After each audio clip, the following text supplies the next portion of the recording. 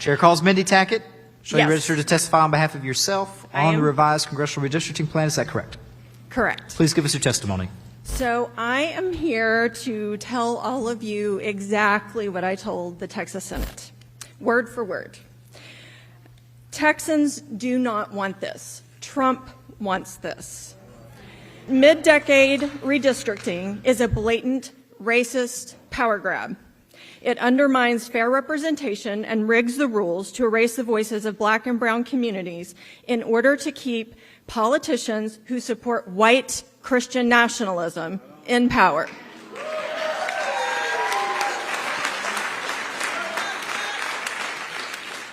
This is no different than what we have been fighting here in Tarrant County. Just like the Tarrant County commissioners were afraid they might lose power here, Trump and national-level Republicans are afraid they might lose some power. So they're turning to states like Texas to try and ensure they have enough Republican seats. And you're going to squash black and brown voices to do it. There's no polite way to say this. Republicans, we see you. We see who you are, and we see what you're doing.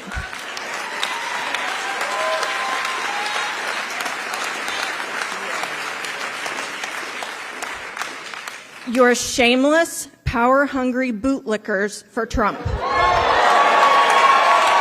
This woman here has discovered a relatively poorly kept secret, and that is Republican politicians don't really give a damn whether or not their policies are popular with the majority of their constituents. The difference is nowadays they have stopped pretending like they ever did.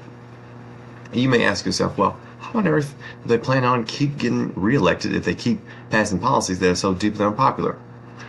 Well, solution is make it impossible for anyone else to get elected through gerrymandering. That way you don't have to worry about passing any policies that will actually positively affect the lives of your constituents. Simple, problem solved.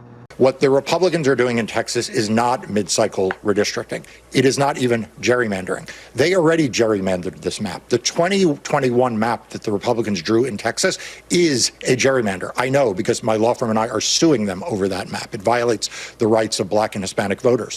What they are doing now is taking an illegal map and they are actually making it 5 seats less fair to Democrats, 5 seats worse for minority voters. Typically, for those of you who do not know, redistricting is done outside of extraordinary circumstances every 10 years after the census is taken.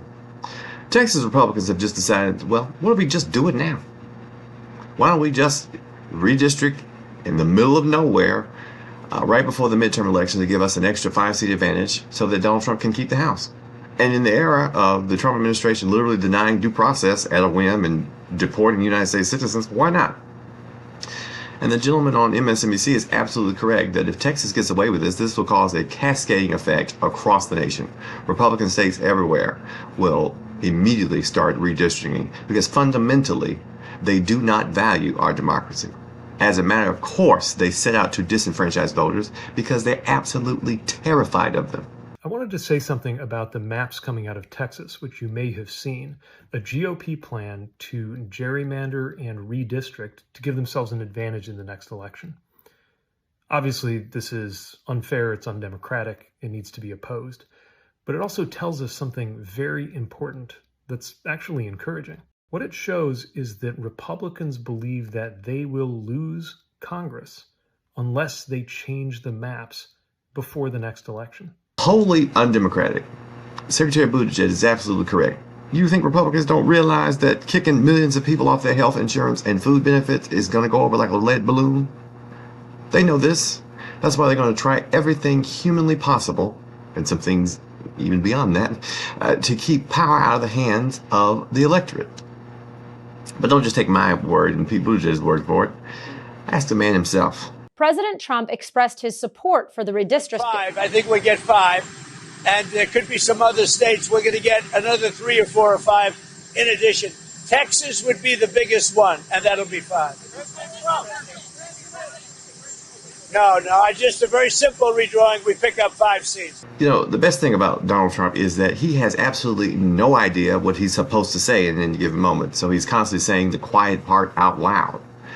you're supposed to go out there and give some crazy cock and bull story about how you're trying to preserve democracy and yada, yada, yada, blah, blah, blah. But instead of doing that, he basically says, you stupid people like me a whole lot less, so we're just going to cheat and give us an advantage in the next election. What's the problem with that? But it's not over yet.